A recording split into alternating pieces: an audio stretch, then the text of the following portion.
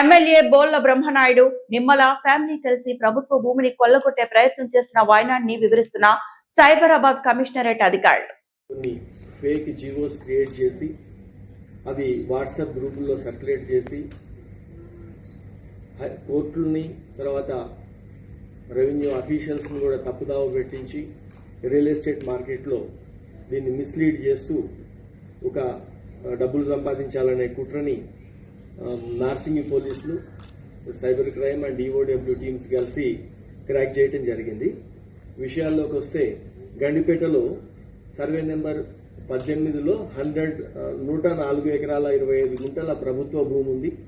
ఇది ప్రభుత్వ రికార్డులలో కాస్రపాణి అంటే 1954 నుంచి కూడా ప్రభుత్వ భూమిగానే అది రికార్డులలో ఉంటూ వస్తుంది.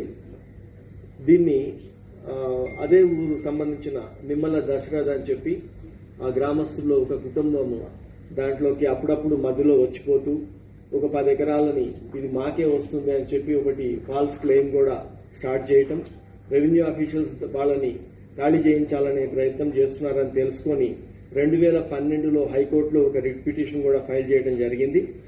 ఆ రిట్ పిటిషన్ పెండింగ్ ఉన్నప్పుడే ఈ నిమ్మల ఫ్యామిలీకి సంబంధించిన వాళ్ళు రుద్రరాజు రామకృష్ణరాజు అని చెప్పి ఒక వ్యక్తికి అగ్రిమెంట్ చేయటం, ఆ వ్యక్తి దాన్ని ఫాలో అప్ చేస్తూ ఒక సునీల్ అనే ఒక వ్యక్తిని విజయవాడ నుంచి తీసుకొచ్చి ఆ భూమిలో ఒక రూమ్ కట్టించి అక్కడ పెట్టడం జరిగింది. ఇదిలా ఉంటే 2 సంవత్సరాల నుంచి ఆ రాజుకి అర్థమైంది ఇది గవర్నమెంట్ భూమి అని.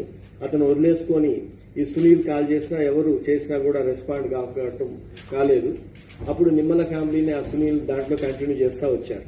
వెరీ రీసెంట్లీ అంటే 6/10/2025 లాస్ట్ ఇయర్ అక్టోబర్లో ఆ రిట్ పిటిషన్ ని హైకోర్టు కొట్టివేస్తూ అది ప్రభుత్వ భూమిగానే పరిగణించింది. మరిన్ని అప్డేట్స్ కోసం మా ఛానల్ ని సబ్స్క్రైబ్ చేయండి.